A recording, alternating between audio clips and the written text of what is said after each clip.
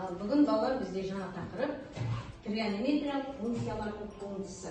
Тригонометриялық функциялардың туындысы. Енді осының алдында біз сабақта қандай саған, сен маған бойынша бірінші қатар екінші қатарға, екінші қатар үшінші қатарға, үшінші қатар бірінші қатарға сұрақ қоямыз. Тез-тез. Бірінші қатардан екінші қатарға сұрақ тез-тез. Бірінші қатардан кім қояды? Екінші қатарға сұрақ қою керек. Ая қоямыз. Простых символов не Екінші қатар кім жауап береді? Айдан жауап береді. Екі простых символ. Дұрыс па? Дұрыс. Екінші қатар, үшінші қатарға қоямыз. Кім қояды сұрақты? Күлдәрия қояды. X'тен бір функциясының туындысын біледі. Үшінші қатар Арман жауап береді. X квадраттан бір. Дұрыс қой? Дұрыс. Отыра. Үшінші қатар, бірінші қатарға қоямыз. Кім қояды? Асхан қояды. X кубтың туындысы. X кубтың туындысы. Қане? 3x квадрат. Дұрыс па? Дұрыс. Жақсы. Міне осы бізден өткен туындыға байланысты жалпы туындыны біз дұрыс білуіміз керек қалдар. Шынымен туындыны біз дұрыстап, оны формулаларды дұрыстап жаттауымыз керек. Бүгінгі тақырып бізде тригонометриялық функциялардың туындысы. Сабақтың мақсаты тригонометриялық функциялардың туындыларын табу. Сонда бүгін біз тригонометриялық функциялардың туындыларын табумен танысамыз. Міне біздің алдындағы туындыны табу ережелері. Қосындысының туындысы, айырманың, көбейтіндінің, тұрақты сан болса егер берген функцияның алдында. Сосын бөліндінің туындысы, x-тің n дәрежесінің туындысы. Бұл туындыларды табумен біз бұрынғы өткен сабақтардан таныстық, жаңа өздерің айтып жатсыңдар. Осыны табумен танысамыз. Жалпы бізде неше тригонометриялық функция бар? 4 тригонометриялық функция. Қандай?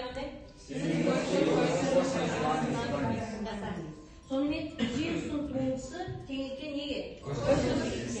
Косинустың туындысы минустан жасаспаймыз, минус тұрады алдында. Синуста минус жоқ, косинустың бойса, косинус туындысы минус синус. Ал таненстің туындысы минусы жоқ, ал катаненс туындысы минус синус квадрат кескен бір. Біз білеміз, мысалға таненс x ол ненің неге қатынасы жағынан Күлдәрия айтып. Синустың косинусқа қатынасы. Бөлімде косинус тұр ғой. Егер ұмытпасаңдар, сонда бөлімде міне тангенстің туындысы бөлімде косинус болады, сол себепті косинус бөлімде болады. Ал катангенс ол ненің неге қатынасы? Косинустың синусқа қатынасы. Сондықтан бөлімде не тұрады? Синус. Естеріне түсірген кезде сол бойынша біз алдыңғы өткендеріміз пайдаланып есімізге түсіреміз. Міне бүгінге тек қана осы 4 формула, осы 4 формуланы пайдаланып біздер есепке шығаруымыз керек. 89-шы бетте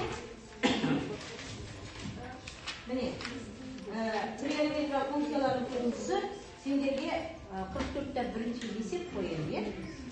44-те бірінші есеп. Енді жалпы класс жұмыс жасаймыз. Тақтаға 2 оқушы шығып есеп шығаруымыз керек. Кім шығады? Арман шықсын біреуіне Айда. Тез қана ойлар қоямыз.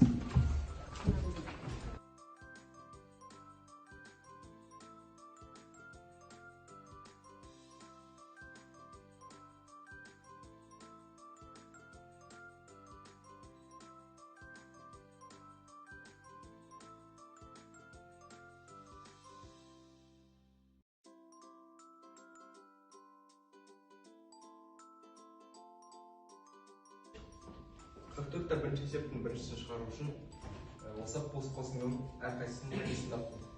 Мысалы 2x-тің туындысы 2, синус x-тің туындысы косинус x, ал минус 3-тің туындысы 0. Неге нөл болып кетті минус 3-тің туындысы? Себебі формула бар. Кез келген сан 0-ға тең болады. Қасында x болады. Осы қосындының туындысын табу үшін мен әрқайсының туындысын тауып косинус x-тің туындысы минус синус x-қа тең, синус x-тің туындысы косинус x-қа тең, түбірасты 2 туындысын тапқанда нөлдер болып кетеді. Балалар, қазір мен сендерге телефондарыңды алып, қалыптастырушы бағалау аламыз. Қалыптастырушы бағалауды сендерге жібердім, осы бойынша қазір орындайсыңдар. Содан кейін барып, тақтада сол өздерінің шығарған тапсырмаларының қанша ұпай жинап отырсыңдар, соны өздерің көре алатын боласыңдар. Уақыт кетті, жұмысты бастаймыз.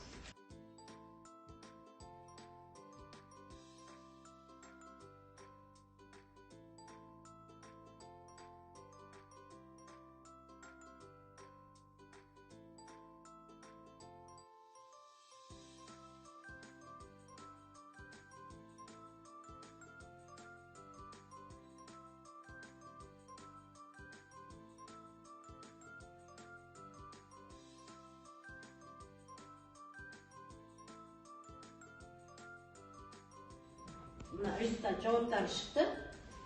Мынау бізде аяма. Жалпы сендерге берілген 5 тапсырма. Бүгінгі өткен тақырып бойынша қалыптастырушы бағалау. Осы қалыптастырушы бағалаудан алып отырған ұпайлардың өздерің көріп тұр. Жалпы 5 ұпай. Бізде Ая, Айдана, Аянат, Аягөз шығарып отыр, Жолшарина Жәнел шығарып отыр, Гүлнұр, Дана, Гүлдария, сосын Жұмабекова Аружан, Арман. Сабағымыздың соңында біздер міне осы алып отырған өздерінің результаттарының бойынша не білдім мен бүгінгі сабақта, не үйрендім, әлде нені білуім керек, мен қандай жұмыс жасауым керек деген бойынша рефлексия айтып жібереміз. Кім айтады? Жағаны. Мен осы сабақта жаңа формулаларды білдім. Және де болашақта сол формуламен бірге есеп шығаруды үйренгім келеді. Жақсы. Тағы кім айтады? Айтады. Бүгінгі сабақта тригонометриялық функциялардың туындысын табуды үйрендім. Енді алда формуласын жаттап, есеп шығаруды үйрендім. Әлде де осынан да күрделі тапсырмаларды орындағым келеді деген сияқты, сонда. Жақсы. Бүгін енді сабағымыз тригонометриялық функциялардың туындысымен таныстық. Бұл бізде бірінші сабақ. Алда тағы да біз есеп шығаруға бізде сағатымыз бар. Сондықтан бүгін шамалы болса да біз нәтижеге жеттік деп ойлаймын. Жеттік қой, иә? Сабағымыз аяқталды. Сау болыңдар.